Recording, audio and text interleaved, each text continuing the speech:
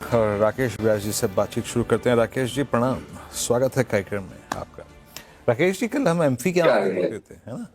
थोड़ा स्ट्रगल नजर आ रहा है उस मई में। ये पीएमएस में कितने लोग आ रहे हैं आजकल, या अभी थोड़ा मामला ड्राई है आजकल, या आ रहे हैं? नहीं, ये इंडस्ट्री तो थोड़ा सनराइज इंडस्ट्री है वीरेंद्र जी। यहाँ लोग आते रहेंगे क्योंकि अभी भी काफी सारी अपॉर्चुनिटी बची है हमको इन्वेस्टर को सर्व करने के लिए। जैसे म्यूचुअल फंड में हमने स्ट्रॉन्ग ट्रैक्शन देखा है, धीरे धीरे इस इंडस्ट्री में भी मेरे हिसाब से अभी भी कुछ सालों की तेजी बची हुई है। चलिए, समझ गया मैं, आपका उत्तर ले गया मैं। चलिए ठीक है, कोई बात नहीं। अच्छा, ये बताइए कि बाजार तो इस वक्त चैलेंजिंग फेज में है, लेकिन मेरे ख्याल से अगर पिछले 20 दिन की उपलब्धि कुछ हमारे लिए है तो वह है बैंक निफ्टी, आरबीआई के स्टेप्स डॉलर को मजबूती देना।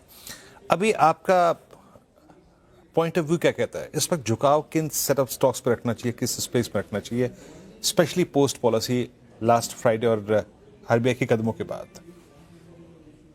तो वीरेंद्र जी, आपका बिल्कुल सही पॉइंट है। अगर यहाँ पर हम आरबीआई के जो एक्शन देखें उससे उन्होंने दो कदम, मतलब जो कदम उठाए उससे दो निष्कर्ष निकलते हैं। एक तो उनका अटेम्प्ट है कि जो भी ईसीबी या एफसीएनआर डिपॉजिट रेज करेंगे उससे डिपॉजिट सिस्टम में बढ़ेगा, लिक्विडिटी बढ़ेगी, तो उससे क्रेडिट ग्रोथ को और सपोर्ट मिलेगा। और दूसरा, थोड़ा करेंसी को एक स्टेबिलिटी मिलेगी। तो ये दोनों जो उनके निष्कर्ष है वो मुझे लगता है कि इफेक्टिवली जो कंजम्पशन है उसको काफी बूस्ट करेंगे। बिकॉज अगर आप देखें वीरेंद्र जी, लास्ट कुछ महीनों से जो क्रेडिट ग्रोथ है वो कंटिन्यूअसली बढ़ रही है सिस्टम में। जो पहले 8-9% हुआ करती थी वो अभी 16-17% पे पहुंच चुकी है।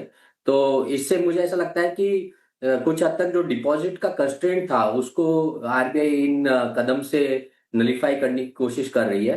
तो लेंडर्स और consumer discretionary as a space जहां हम लोग थोड़ा वेल पोजिशन्ड है हमारे पोर्टफोलियो में, उनमें अब अभी भी थोड़ी तेजी देखते हैं।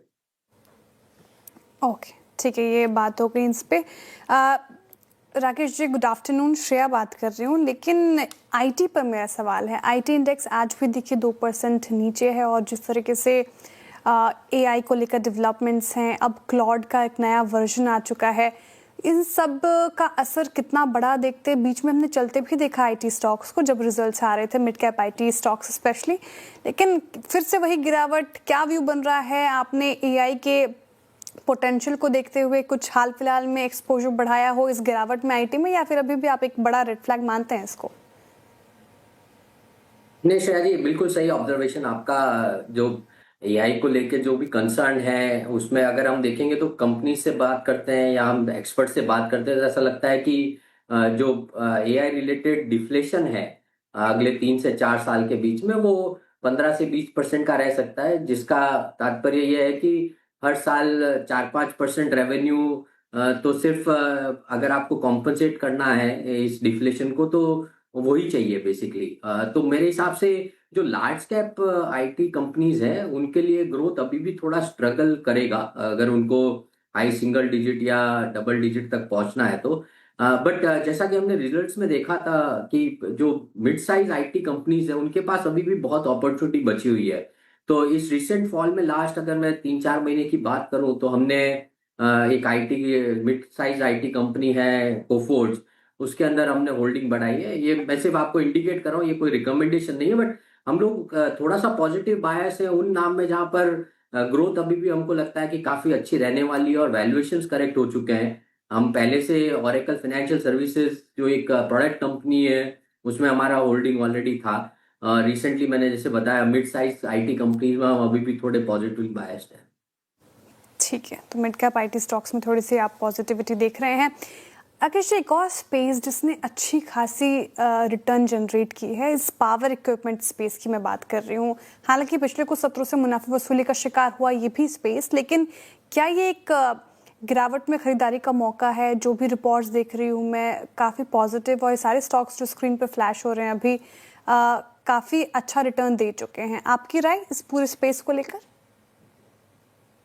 जी, हम लोग ऑलरेडी पिछले करीब 1.5-2 साल से पॉजिटिवली बायस थे इस पूरे स्पेस में, क्योंकि हमको लगता है कि यहाँ पर इन्वेस्टमेंट जो है वो बहुत बड़ी तादाद में न सिर्फ इंडिया में बट ग्लोबली भी आने वाला है। जो कि अगर आप देखेंगे तो जो इंक्रीमेंटल पावर डिमांड आ रही है इंडिया में, तो रिन्यूएबल और नॉर्मल पावर डिमांड की वजह से, और ग्लोबली जो डेटा सेंटर का जो प्ले है जहाँ पावर की बहुत ज़्यादा रिक्वायरमेंट होती है, तो उनको लेकर है। तो यहाँ पर हम already Hitachi energy, siemens energy जैसे स्टॉक है, इनमें पॉजिटिवली बायस्ड है। और जैसा कि आपने बताया इन्होंने अच्छा रिटर्न भी दिया है पिछले कुछ एक साल के अंदर, और अभी थोड़ा सा इनमें करेक्शन देख रहे हैं, बहुत मामूली सा। बट मुझे लगता है कि अगर आप 5-6 साल व्यू से देखें तो बिजनेस फंडामेंटल्स इन कंपनीज के लिए बहुत स्ट्रांग है अभी भी।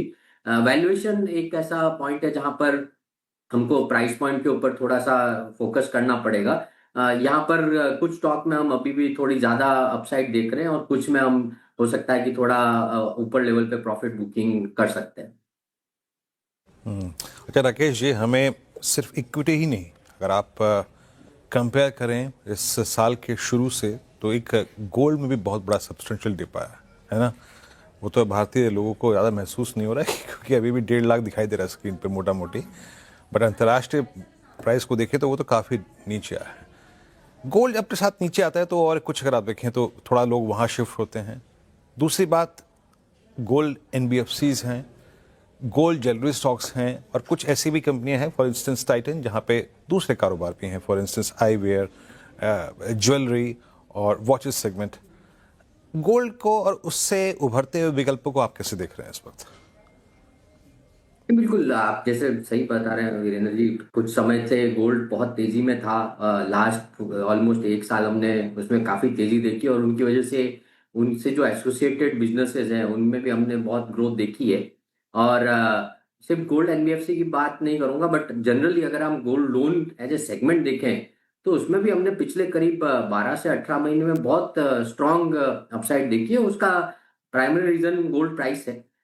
बट अगर यहाँ से गोल्ड कंसोलिडेट हो रहा है या यहाँ से प्राइसेस गिर रही है तो उसका एक थोड़ा इम्पैक्ट आएगा मेरे ख्याल से क्रेडिट कॉस्ट को लेकर या थोड़ा डेलिक्वेंसी को लेकर। बट हमारा जो चैनल चेक बताता है अभी तक जिन कंपनियों से हमने बात की है वीरेंद्र जी, उसमें कंपनियों ने ऊंचे लेवल पे कभी भी प्राइस मान के लोन डिसबर्स नहीं किए। तो आज भी जो लोन टू वैल्यू है वो उसमें अभी भी बहुत बड़ा क्वेश्चन बचा हुआ है।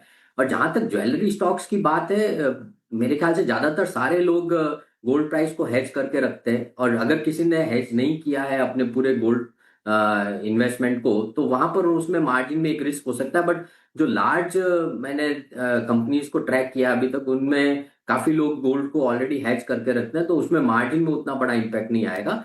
बट ये एज ए एसेट क्लास मेरे ख्याल से इतना शार्प रन अप के बाद में थोड़ा कंसोलिडेट होना बनता है, और वही फेज हम अभी फिलहाल के लिए देख रहे हैं। और जो जियोपॉलिटिक्स सिनेरियो अभी दिख रहा है वीरेंद्र जी, उससे ऐसा लगता है कि गोल्ड में थोड़ा सपोर्ट कंटिन्यू रहेगा, क्योंकि वो एक फिर भी सेफ इन्वेस्टमेंट माना जाता है इस तरह के अनिश्चित माहौल में।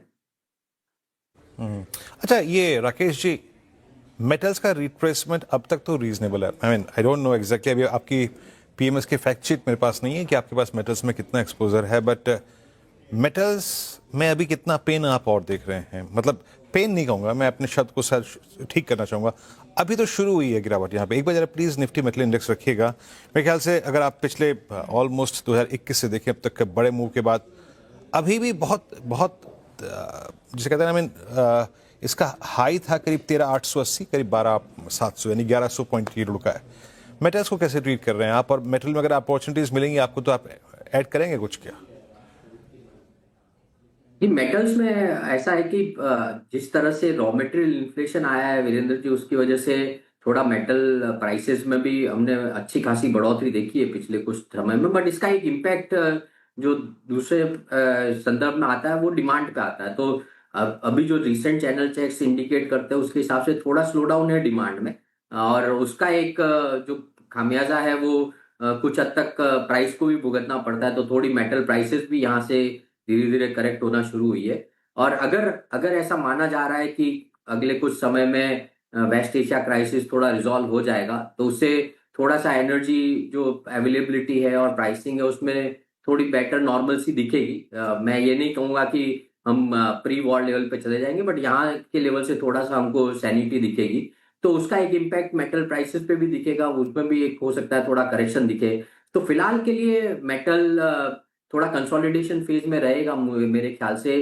तो अच्छे प्राइस पॉइंट अगर यहाँ से नीचे पे मिलेंगे तो हम ऐड कर सकते हैं, बट अभी के लिए हम लोग थोड़ा अवॉइड कर रहे हैं।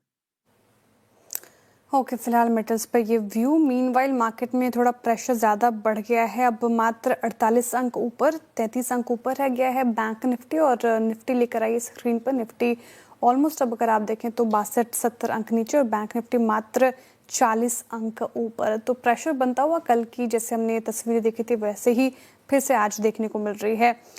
Rakesh ji, quick commerce space को लेकर आपका क्या व्यू है? अब तो जेप्टो भी मार्केट में आने की पूरी तैयारी कर रहा है। इटर्नल, स्विगी काफ़ी अपने हाई से करेक्ट हो गए हैं। बहुत ही चर्चाएं थी कि वैल्यूएशन कंफर्ट नज़र नहीं आ रहा। अब क्या इस गिरावट के बाद वैल्यूएशन में कंफर्ट देख रहे हैं आप? और क्विक कॉमर्स स्पेस को लेकर आपका व्यू? नहीं, हम लोग काफी समय से इस स्पेस पे पॉजिटिव है श्रेया जी। और जैसा कि आपने बोला, जो प्राइस है उसमें हमने काफी सारा करेक्शन भी देखा है।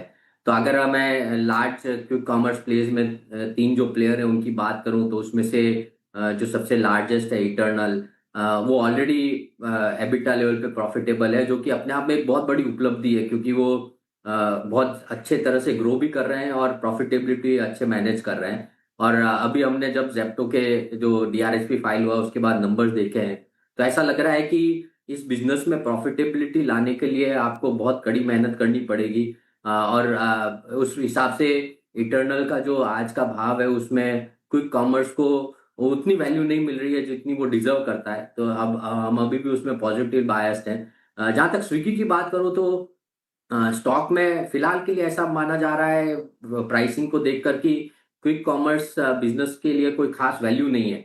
बट मेरा एक दूसरा सोच ऐसा है कि अगर जेप्टो इस माहौल में अगर कैपिटल रेज कर पाएगा तो उसका एक रब ऑफ इम्पैक्ट स्विगी पर भी आना चाहिए। और क्योंकि इन दोनों जो लिस्टेड कंपनीज है इन दोनों के पास में कैश बैलेंस बहुत स्ट्रांग है to sustain growth and to continue to drive investment. तो इन दोनों बिजनेसेस या कंपनीज को फूड डिलीवरी का जो प्रॉफिटेबिलिटी है उसका भी एक बड़ा सहारा मिलता है, जो कि क्विक कॉमर्स में वो री इन्वेस्ट कर सकते हैं। तो यहाँ पर ये दोनों जो कंपनीज है उसमें हम पॉजिटिवली बायस्ड हैं। हम इटर्नल में काफी लंबे समय से इन्वेस्टर हैं और यहाँ पर ये भाव हमको थोड़ा और अट्रैक्टिव ही लगता है। ओके, पॉजिटिव है स्पेस को लेकर भी। बहुत शुक्रिया राकेश जी आज जुड़ने के लिए हमारे साथ, तमाम धन्यवाद। सवालों के इतनी अच्छी तरीके से जवाब देने के लिए। And have a good evening to you.